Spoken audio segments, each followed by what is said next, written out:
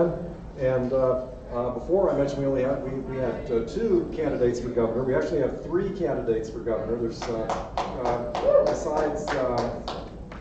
besides Zoltan, we're going to also hear from Nickolas Wildstar and Robert Griffiths, who is here as well. Before I introduce either of them, I just want to plug more of our speakers who are here in the room. We have Jeff Hewitt, who's the mayor of Cala Mesa, who's going to be on our elected officials panel tomorrow with Susan Marie Weber, who I don't think is here yet, who's councilwoman in Palm Desert. There's also Janine DeRose, who's going to speak, I forget her topic, but she's speaking tomorrow afternoon as well. Okay, and who else? Oh, Dave Schrader was here earlier. He's giving a seminar tomorrow. I don't know if he's still in the room or not.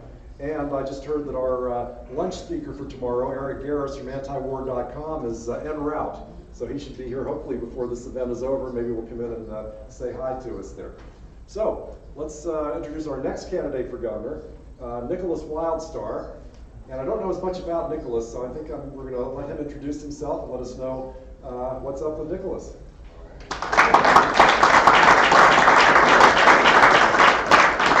Hello, everyone. Is this mic okay, or can I use this? Choose your adventure. Either one. Check, check. Yeah. Is that better? Yeah, That one better? much more gubernatorial. All right. If that's okay. Just set that one down. You got it. Well, hello, everyone. How are you doing? All right. Hello and good evening to everyone. I hope that all of you are enjoying yourselves and have been anticipating this moment as much as I have, because as exciting as tonight will be, what's even more exciting is the moment in time we're living in right now. Our world is on the brink of a universal shift like never seen before, and as the tipping point of this incredible change draws near, we the people are called for to play an extremely key role as ambassadors. The leadership of the world continues to expose itself as being corrupt, unlawful, plagued, and the people being led astray by them have reached the limit of tolerance with them and their shenanigans. More people want government gone completely and out of their lives entirely. More people are demanding to finally be free from authoritarian control. I myself saw this with my own eyes firsthand as I marched alongside Occupy LA members. There were so many opinions about everything, so many messages about various issues, but the one tone that seemed to resonate throughout the masses of them was that they had had enough. They were sick and tired of the lies and deceit that politicians had forced them to become accustomed to, especially when it came to matters of business as usual. Government's friends were too big to fail, and the answer was to bail them out with taxpayers' money. This was a time where I was still finding my voice, but I had a proposal and a megaphone, so nothing could keep me from what I had to say, which was, why don't we overthrow the government? Now you would think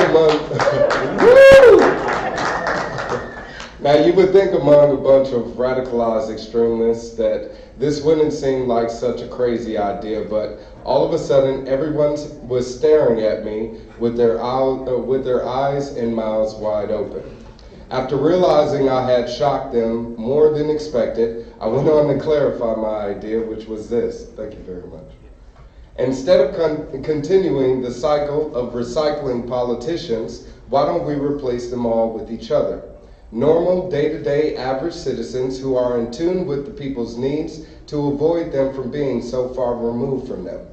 I started to hear about an Occupy government movement and saw it as being a golden ticket for bringing about the desires we all wanted.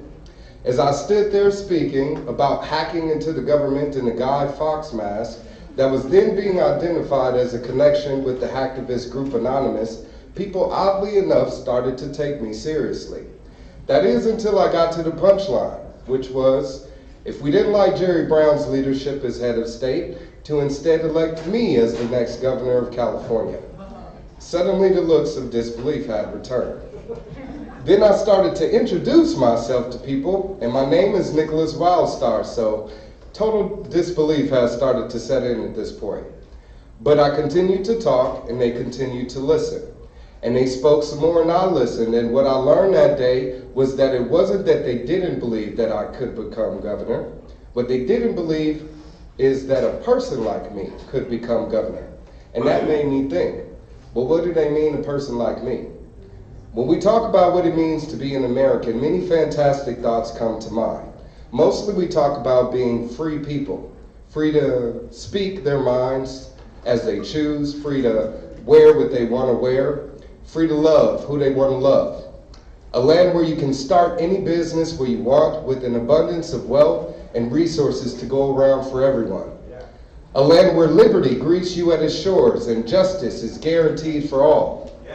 We talk about how we hold these truths to be self-evident and how it's the righteousness of these principles that are the foundation of which this country had been built upon.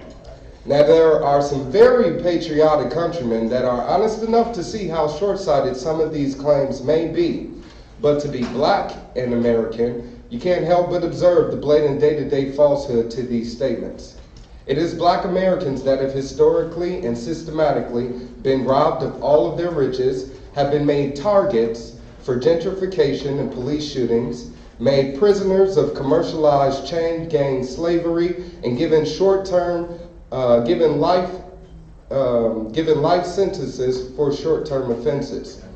This information may make you uncomfortable to hear, but were you to check the statistics, you'd find out for yourself that it is these truths that are factually, indeed, not a lie.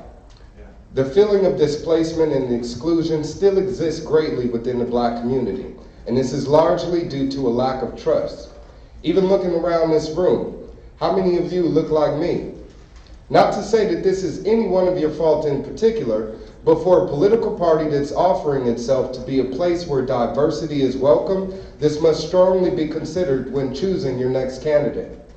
The racial tension that continues to be felt in this country was not pacified by the presidency of Barack Obama, and with Donald Trump now in that seat, it is safe to say that none of the true changes all Americans want will come to fruition anytime soon.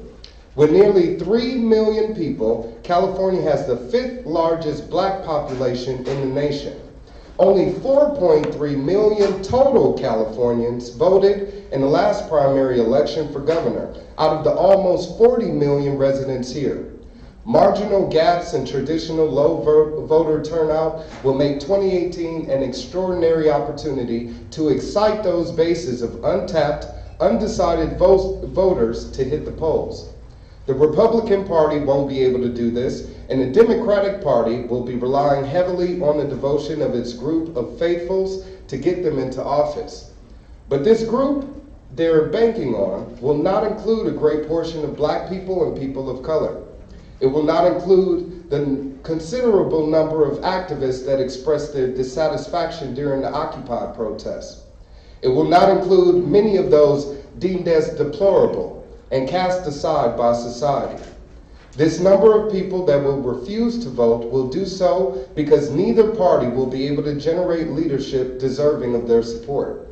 Having the honor of championing alongside these people, my political entrepreneurship has earned me a significant level of understanding, and that is that we the people are fed up with career politicians that pretend to know what is best for them and the revolving door of a government system that keeps them in power.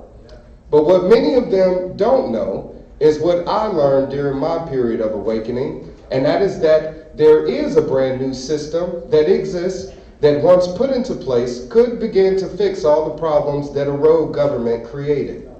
I don't have a mentor, but I first came across teachings of this system when I learned of Dr. Ron Paul. He spoke so inspirationally about a concept we all know of as Americans, but seem to have forgotten: liberty. It is the loss of liberty that has allowed an elected group of thieves to steal away our freedoms and rights as free people, steal out of our pockets with taxation, and steal away our values as human beings by degrading the fabric of unity that binds us together. When I learned of liberty, I studied it diligently and vigorously, and I have come to the realization, my friends, that the time has come for liberty to be restored. The Libertarian Party is the tool for that restoration project, and in order to preserve it, the bit of it that remains, it is imperative that a Libertarian becomes the next governor in 2018.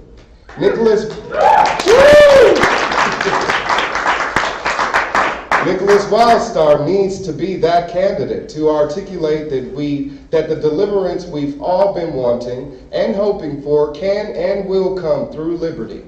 We've heard before of this mountaintop that we're destined to reach together, and my brothers and sisters, I am here to tell you that I have seen and I know the way to the promised land. Give a person like me the torch of liberty to carry, and I will take you there. My name again is Nickolas Wildstar, and I implore you all to support my candidate for governor in 2018. Thank you all for your time, and may the light of God and liberty shine in each and every one of you. Peace and blessings.